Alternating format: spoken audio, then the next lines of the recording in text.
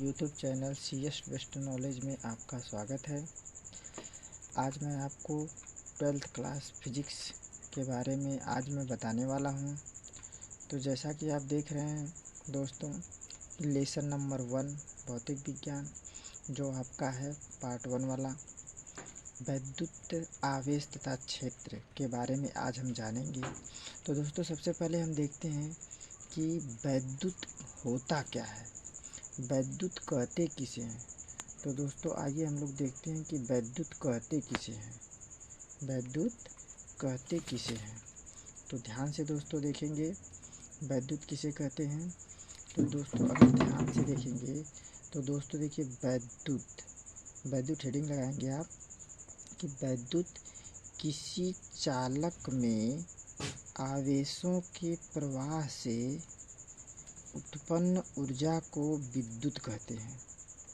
किसी चालक में विद्युत आवेशों के प्रवाह से उत्पन्न ऊर्जा को विद्युत कहते हैं।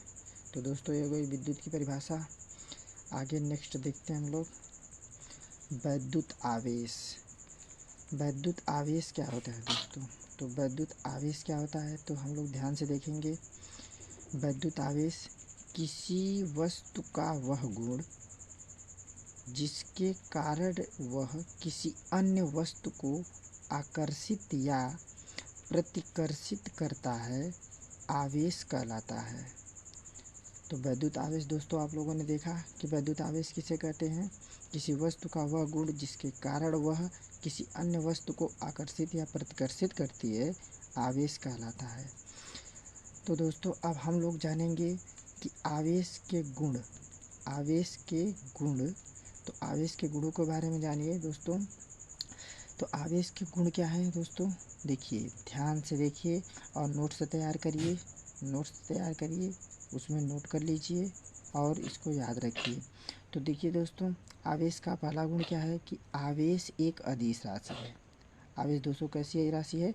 अदिश राशि है। आवेश में दिशा नहीं होती ना, केवल परिणाम होता है।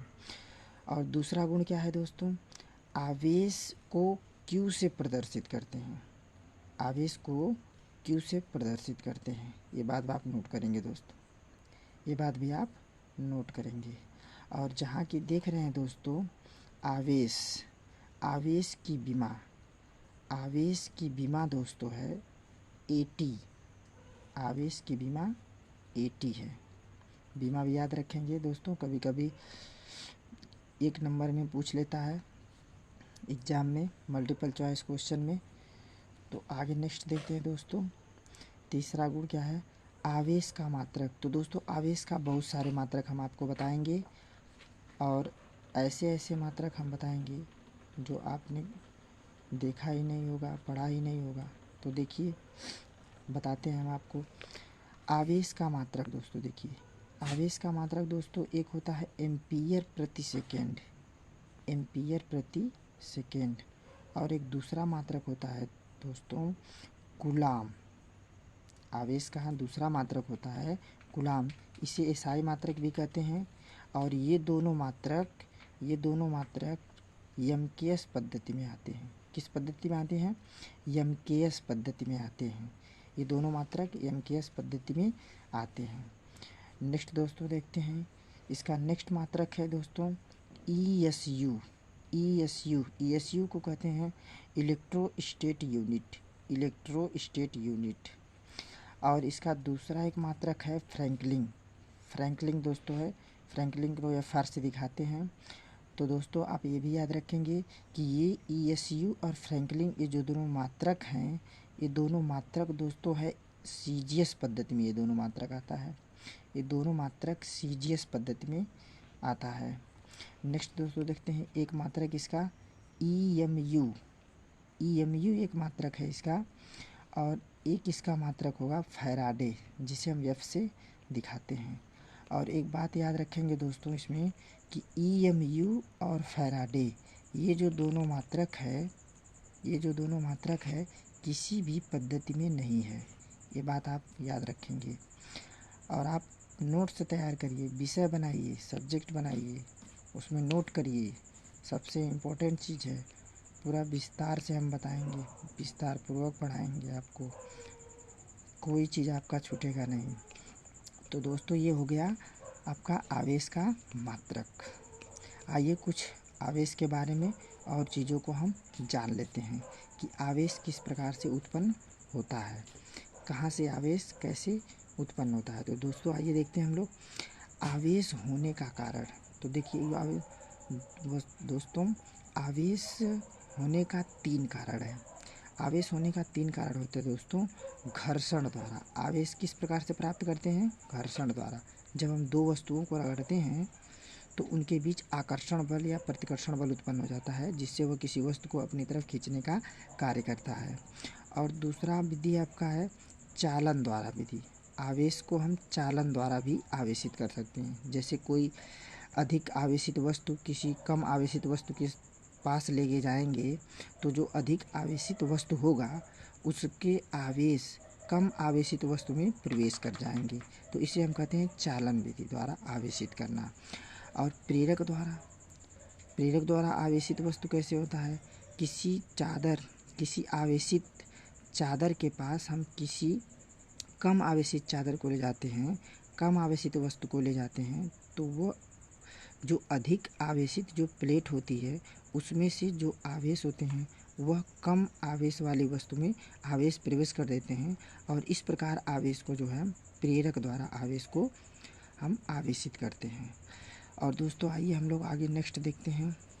दोस्तों ये बहुत इम्पोर्टेंट फैक्ट्स है, बहुत इम्पोर्टेंट कथन है, इसको आप नोट कर लीजिएगा। इसलिए हमने नोट में ये बहुत इम्पोर्टेंट लिखवाया है कि नोट में ये है कि एक EMU, ये जो आवेश का मात्रक है EMU, तो एक EMU बराबर होता है दोस्तों 3 × 10⁹ ESU। मान होता है इसका एक EMU बराबर 3 × 10⁹ ESU होता है। नेक्स्ट दोस्तों नोट में नोट करिएगा, नोट में है दोस्तों आवेश का सबसे बड़ा मात्रक। तो दोस्तों देखिए आवेश का सबसे बड़ा मात्रक कभी कभी 1 नंबर में पूछ लेता है, तो इसे भी आप याद रखेंगे। आवेश का सबसे बड़ा मात्रक है फैराडे। आवेश का सबसे बड़ा मात्रक फैराडे है। और दोस्तों ये भी याद रखेंगे कि एक फैराडे बराबर लगभग दोस्तों 96,400 कूलाम आवेश होता है।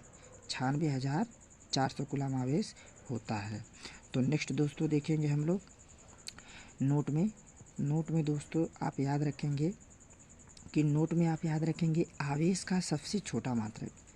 ये भी पूछता है कभी 1 नंबर में 2 नंबर में, ये पूछ लेता है आपसे, तो उससे आप घबराएंगे नहीं। मैं आपको सभी, कोई भी चीज़ छूटेगा नहीं, मैं आपको सभी बातें विस्तार से बताऊंगा। तो आवेश का सबसे छोटा मात्रक दोस्तों देखिए, आवेश का सबसे छोटा मात्रक होता है ESU।